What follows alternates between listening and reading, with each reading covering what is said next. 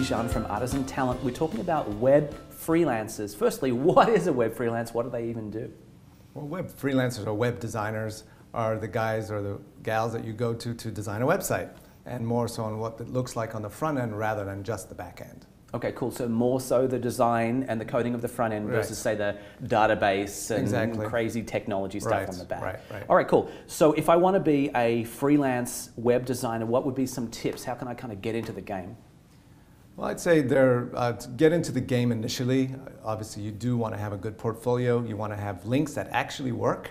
Because there's a lot of times where people will send us information and they send us links and they're dead links. And that really is something that can actually lose your job. Even though you're a talented person, that is the one thing that can really destroy something for you. Do you find that people who are great designers, great web designers, for example, really right brain creative, sometimes lacking on the more left brain operational aspects like operational links? Yes, they are. They do that. And we would be a place where you can go to make sure that there's another set of eyes. They look at your resume, make sure that the links work, make sure there's a good flow in your presentation. And I think that was going to be my next question, because I imagine one of the big challenges for freelance web designers, freelance web developers too, is kind of getting the gig. Right, finding that next work.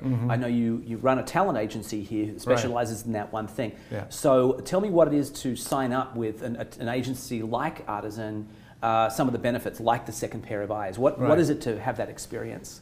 I think the benefit is really that you do find, once you do register with us, you have someone that it becomes your talent rep. And this is somebody that really understands who you are, understands your pluses and minuses, your go-to programs that you may work with, and really understands where they can better place you and the type of environment that you're looking for. Okay, cool. So you have almost like a family. Yeah. It's a legitimate connection. I know you guys actually, talking of that, we use this word family lightly, but you consider yourselves to be a web designer advocate. What is it to be an advocate? What does that mean day to day? For us, and from maybe a company such as ours, where we really want to become talent advocates, is that we're really trying to listen to the person. What are they looking for? What are their career aspirations? And we're following this person not only just for their first job, but really throughout their career. And it does happen where this person, we may place them on a freelance job, but then we may place them full-time, and they can become our client. So just back to our freelance web designer, freelance web developer tips, just for a second. What should you do in the interview? What's a freelance interview look like? What should you look out for? Yeah, well, we are looking for not only if the person's talented, but what is their personality like? Are they client-facing? Is this someone that we can actually present to a client? I mean, there are some clients that say they don't mind if you come in with, tattoos and earrings and everything like that, but there are some that are very sensitive.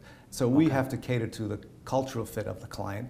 And on the talents as well, they will tell us the type of working environment they're going to be best suited. So that's how we are able to make that match. That makes sense to me actually though, because if I'm a freelance web designer or a freelance web developer and I want to get a job, I don't want to have to go and knock on 100 doors to find out if my gorgeous presentation, whatever that happens, whatever my choices have been, happen to be a match. It makes sense to sign up, from my point of view, with an agency like this to kind of take all that guesswork away. So what are my first steps here if I want to sign up with Artisan? What do I do? The first step really is actually to go through our website at artisantalent.com and register there. And once you're registered, you will get an email within the first couple days, maybe even quicker than that. And you'll be hooked up with a talent rep who will actually call you, then bring you in for a face-to-face interview. And once you do that, we will check your references, and then we'll put you in our database as talent that we can represent. And then go find me a gig. And go find your work, exactly. All right, cool. Thanks very much. Appreciate your insight from this. Sure, no problem.